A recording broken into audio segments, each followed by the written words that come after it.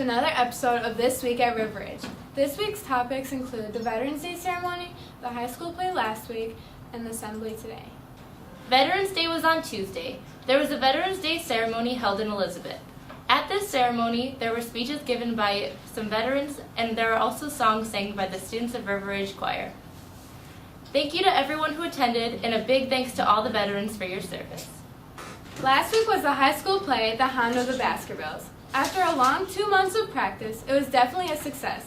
Many people came, filling the seats throughout the gym. There were many positive comments from those who attended. Thank you to the cast and crew for working hard to put on such a great show, and thanks to those who came and watched. Today there is an assembly given by the Juvenile Justice Council known as the Save a Life program.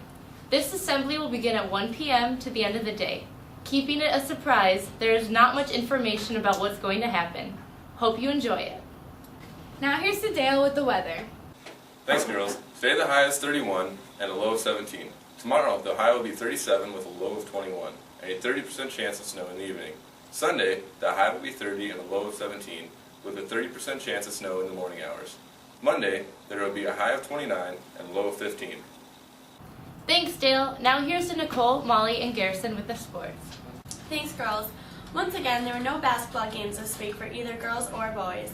However, I encourage everyone to attend the upcoming Thanksgiving tournaments. The boys are hosting their turkey tournament, and their first game is Monday, November 24th at 6 o'clock against Milledgeville, followed by another game on Tuesday, November 25th. While the boys are playing at River Ridge, the girls are playing in their own tournament in Dakota. The girls played Tuesday, November 25th at 5 and 8, and November 26th at 6, and on Saturday, November 29th at 12. Make sure to come out and support both the boys and girls in their Thanksgiving tournaments.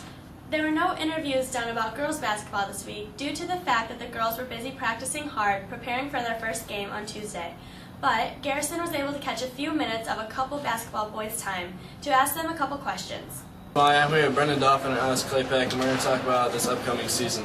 How's practice going so far? It's good. We've been working hard, but it's going to pay off at the end. And what are your goals for this upcoming game? Well, our first game's against Milledgeville. We have high expectations for the season, and we're going to try to run them out of the gym. All right, back to the girls. Thanks, guys. Now here's to Tara with the art segment. Welcome to this week's art segment. First, we start off with several pieces from Felicia Iacovacci. She uses 3-dimensional and 2-dimensional mediums.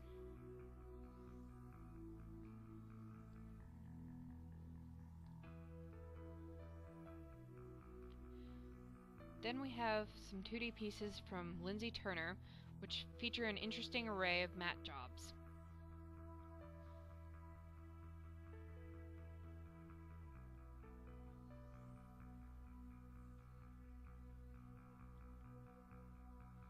Then we have a painting from Desiree,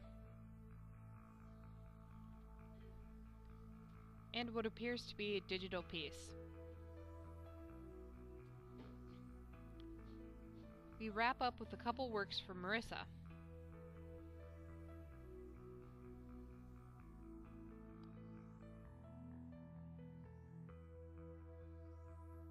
Remember, if you'd like to have a piece featured, please bring it to me, 6th hour in Mr. Dittmers. Now back to the newsroom. Thanks, Tara. Now here's to current events. The elections have been recently conducted, and here are the results. For governor is Bruce Rauner. For Senate is Dick Durbin. For Secretary of State, it is Jesse White. For Treasurer, it is Tom Cross. And for Comptroller, it is Judy Bartopinka. For Attorney General, it is Lisa Madigan. Thanks, guys. Now here's to the joke of the week. Today's joke is for the science and the English department. I'm reading this really good book about gravity. It's impossible to put down. That was a good joke. So, Felicia, how would you describe this episode? It was magnificent. Thank you for joining us with this magnificent episode, and we'll see you next week.